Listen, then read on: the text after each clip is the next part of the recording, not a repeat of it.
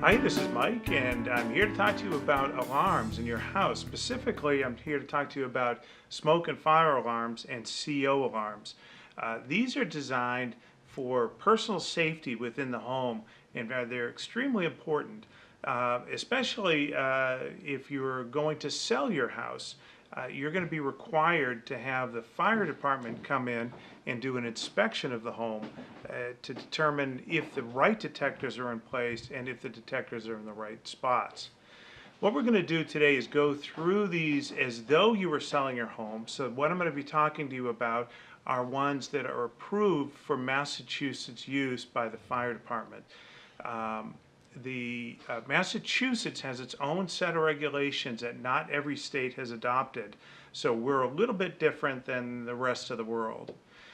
First, we'll talk about smoke and fire alarms. We have those here, and this first one I'm going to talk to you about is what's called a photoelectric smoke alarm. Photoelectric smoke alarms looks at the room's heat signature and determines whether or not there's a fire based on the signature of the room. That's why it's photoelectric. So it's looking at the picture of the room. Why this is important is in places where you're apt to have steam, it's less sensitive. So this is the smoke detector type that would be required by the fire department if you're selling your home, if you're locating it within 20 feet of a kitchen or within 20 feet of a bathroom with a shower. This is the required type of smoke alarm. You can get different types. This is a standard battery operated smoke alarm here. This is a small profile smoke alarm.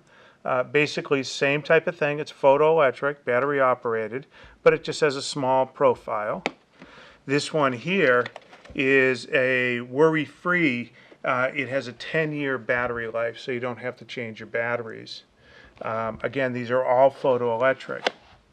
Then there is, the next class would be a 120 volt wired detector. This one is hardwired in if you have an existing hardwire system.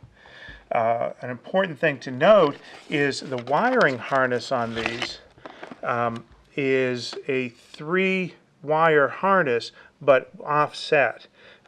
So you would need to check and see what you had in your existing smoke alarms, and they do make adapters so that if you have a different wiring scheme, you can just put this adapter in its place, or you can change the harness coming out of the ceiling, whichever one is most preferable to you.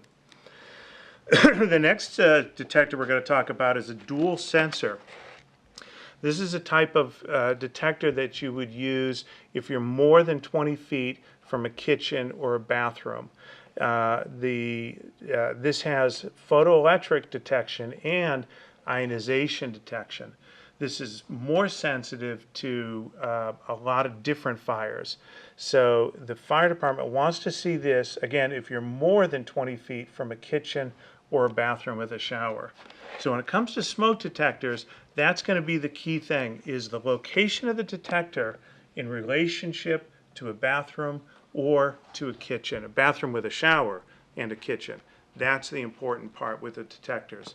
You generally will see the smoke detectors placement in the base, one on each living level of the home. First off, living level is defined as a place that is normally accessible. So an attic space, if you open up the door and walk up a normal flight of stairs to get to the attic, that is a normally accessible spot. So you would need to alarm that space. If it's a pull-down attic or a crawl space attic, one that you've got to cut away in a closet to get up to, that is not considered normally accessible, and that attic space would not be required to be alarmed. So you would normally put one of the smoke detectors at in the basement. It would not be uncommon to see it at the stairs going upstairs. So that way if there was a fire in the basement, it would detect the smoke rising up the stairs. You go up to the next floor, and at the top of the stairs you would see a smoke detector. Smoke detectors are always mounted on the ceiling, or if you can't get it on the ceiling for some structural reason, they can be 8 inches on the wall from the ceiling. But it's preferable to have it on the ceiling because that's where the smoke rises to. So now we'll go over to the other type of detector that you're going to need to look at, and that is carbon monoxide. Now, carbon monoxide is a real issue, and we see it in the news on and off over time. It's kind of a scary thing. Carbon monoxide is odorless and colorless, so you can't see it, you can't smell it, but it will kill you. Carbon monoxide is required, again, same as the smokes, on each living level of the house. So if it's normally accessible, it's required that you have an alarm on that level. In the basement, sometimes what you would see is an alarm as a plug-in alarm or as a battery-operated mounted alarm. CO detectors, because carbon monoxide, CO, is the same weight as the air. It mixes evenly in the air, so a carbon monoxide detector can be at any level. It doesn't have to be ceiling mounted. It could be plugged in just 15 inches above the ground is fine. CO detectors come battery operated, this one here is a combination CO and photoelectric detector. So this has the smoke detection and the carbon monoxide detector built in together. This one, because it has a smoke detection, would be a ceiling mounted smoke detector. This one here is strictly a battery operated one. Again, this could be mounted at any level. They do want to see it mounted though, even though it would work just sitting on a kitchen table. They don't like that because you could walk in and throw your jacket on top of it and block the carbon monoxide from accessing the unit. So they want to see it mounted somewhere so that it's not going to get covered up. Here's another one, basically the same thing, but this one is a plug-in. So you plug it into the wall and it has a battery backup, so if there's a power failure, it'll still work fine. In fact, most carbon monoxide happens in the house when there is a power failure. That's during a power failure, people are apt to bring in some external cooking source, a hibachi grill or something like that. They may bring in an alternative heating source. They might bring in a generator to generate power. Those are very common reasons for carbon monoxide buildup in a home. There are carbon monoxide detectors that also have digital displays on them. The digital display gives you a readout, so you have an indication as to what the carbon monoxide level is in the home.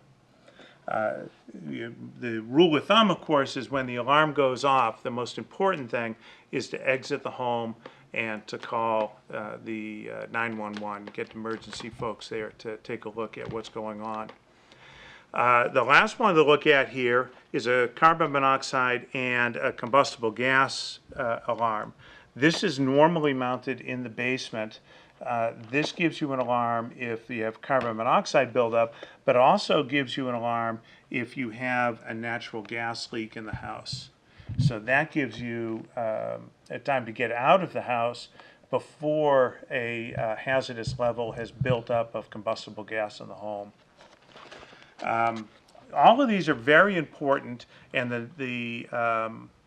are going to be required during prior to a sale of a house. The carbon monoxide, one thing I should mention, you're required to have a carbon monoxide detector within 10 feet of every bedroom door. In a lot of homes, the bedrooms are off of a common hallway.